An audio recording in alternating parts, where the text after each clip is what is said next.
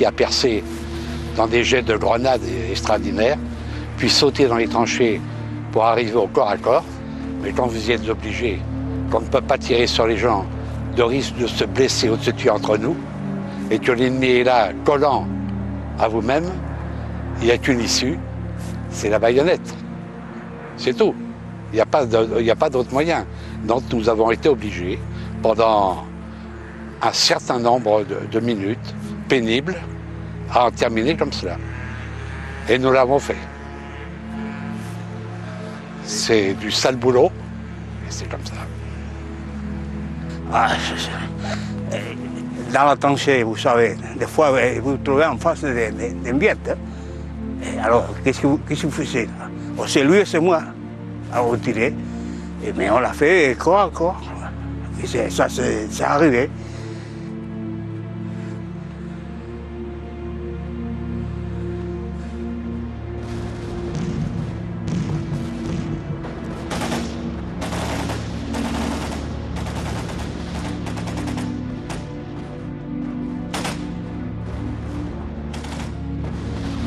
Mais malheureusement, il est arrivé un moment où nous ne pouvons plus tenir, plus de munitions, très peu d'hommes encore pour combattre. Ensuite, le gros de la troupe ennemie a investi d'une façon brutale et rapide la position. Nous avons été désarmés et emmenés.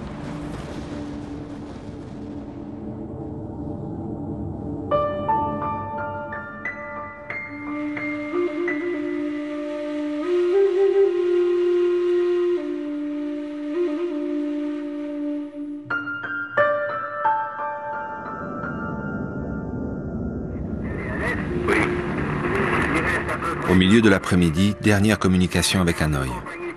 Le général Cogny, à la tête des forces terrestres du Nord-Vietnam, indique au commandant du camp que pour sauver l'honneur de l'armée, il ne doit pas y avoir de reddition, pas de drapeau blanc, mais un simple arrêt des combats à 17h30. Vous avez fait de magnifique jusqu'à présent. Bien, il voulait ici. Oui, c'est bien. Alors faites ça au mieux, on laisse tomber nos faire d'elle-même, en vérité. Ce que vous avez fait est trop bon pour qu'on fasse ça. Vous comprenez, mon vieux? Bien, mon général. Allez, au revoir, mon vieux.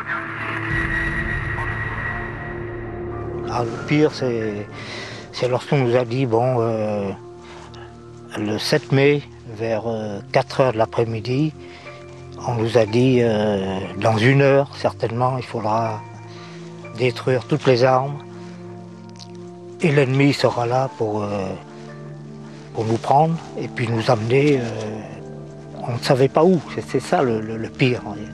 On ne savait pas à quoi on était destiné au moment où la bataille était terminée, quoi. Ainsi, c'est fini.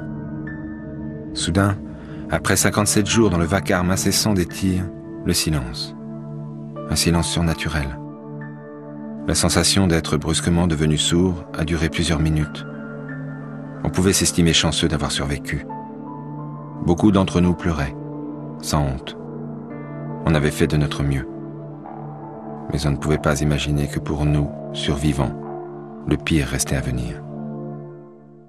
À Genève, l'émotion provoquée dans le monde de la presse par l'annonce de la chute du camp retranché de Dien Bien Phu a surpassé la curiosité suscitée par l'arrivée à la conférence des représentants du Viet Minh. Le chef de la délégation, Phan Van Dong, est accueilli par M. Gromyko et le représentant de la Chine, Chou En-lai. La conférence sur l'Indochine s'ouvre sur une proposition de M. Georges Bidault pour un arrêt général des hostilités. Le lendemain, 8 mai, la conférence de Genève est réunie. Mais juste après cette défaite terrible, les délégués français ne sont plus en situation de force. L'objectif, la justification de Dien Bien Phu est un échec total. Une bataille pour rien. Le sort de l'Indochine est désormais entre les mains des congressistes de Genève. Quelle sera l'issue de la grande bataille diplomatique qui s'engage? Les visages hermétiques des délégués ne sauraient nous l'apprendre. Nous sommes plus de 10 000 survivants. Pour nous, c'est le début d'une longue marche de mort jusqu'au camp de prisonniers. Après des discussions interminables, les Viet Minh permettent l'évacuation de 850 des blessés vers les hôpitaux de Hanoï. Leur sélection est arbitraire. Beaucoup de blessés graves sont contraints de rejoindre les colonnes de prisonniers et de marcher pendant 40 jours vers les camps dans la jungle. On était tous 2 ou 3 fois blessés, mais enfin, ça dépend des blessures, quoi. Moi, j'ai eu des petites blessures qui m'ont permis de... Mais pour la route, ça a été dur parce que j'étais blessé à la jambe et il fallait marcher.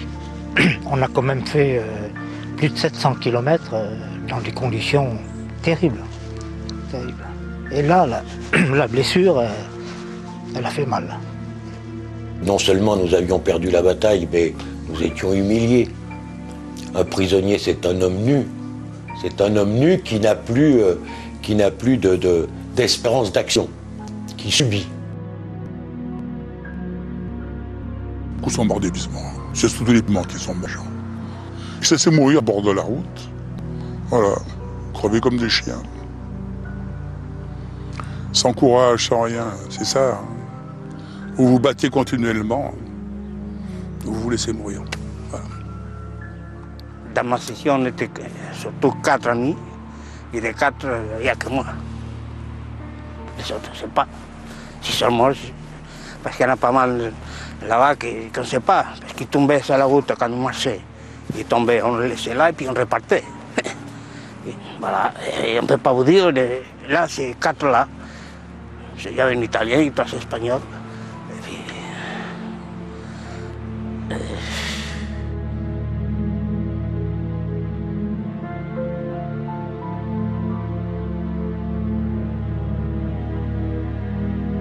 La préoccupation dans le camp était surtout de rester en vie, de survivre, d'essayer de rester en forme, parce qu'il y avait beaucoup qui mouraient finalement. Il est mort davantage de prisonniers dans les camps de prisonniers que pendant la bataille des Miens-Fous.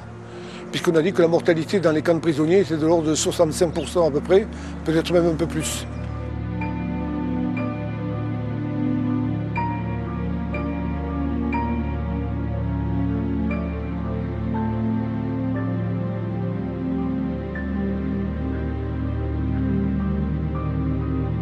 On est mort surtout par dysenterie, par choléra, par vitaminose, enfin toutes sortes, puisqu'il n'y en avait rien à manger, pratiquement à part une boule de riz, et c'est tout. Et les cours politiques. Cours politiques. Lavage de cerveau.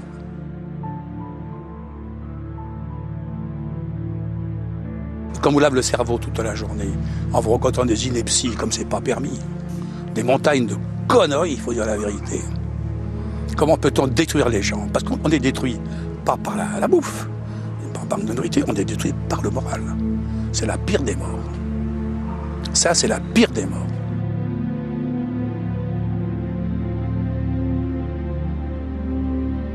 En fait, l'hôpital, ça consistait simplement à dire c'est un hôpital. Il y avait un Viet qui se disait médecin et qui passait.